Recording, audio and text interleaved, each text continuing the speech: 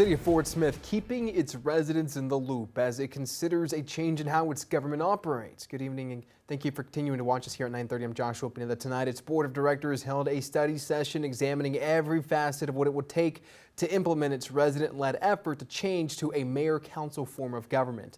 Fox 24's Casey Smith was at tonight's meeting and has more from Fort Smith.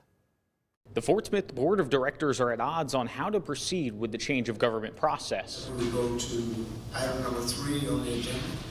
In front of about 50 people, directors Jared Rigo and Andre Good backed putting an ordinance on next week's agenda to place an initiative on the 2027 ballot to change Fort Smith's form of government from a city administrator form to a mayor-council form. Directors Neil Martin and Christina Katsavis didn't want to wait that long and are both supporting an ordinance at next week's meeting to get the item in front of voters this upcoming November. I don't want to see this pigeonholed to a special election where just a few people turn out.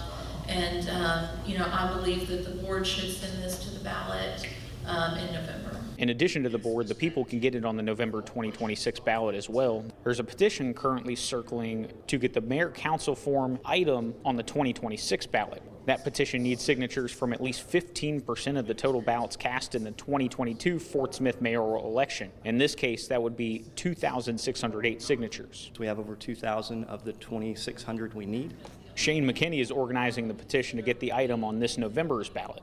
Right now, it's not clear who anybody answers to. So if you have a problem with your water department, they answer to a board, which is 7 people, and trying to get 7 people to agree on anything, if you have any experience, is a challenge. Barring no insufficiencies on the petition, the board of directors would have to create a special election ordinance followed by a formal proclamation by Mayor George McGill that includes the special elections date, the exact language of the ballot title in question, and other relevant info.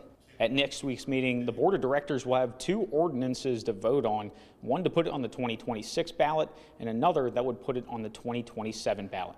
Reporting in Fort Smith, I'm Casey Smith. Let's go ahead and send things back to you. All right, thanks, Casey. If the change of government request makes it on the November ballot and is passed by Fort Smith voters, then the new form of government wouldn't take effect until January 1st of 2029.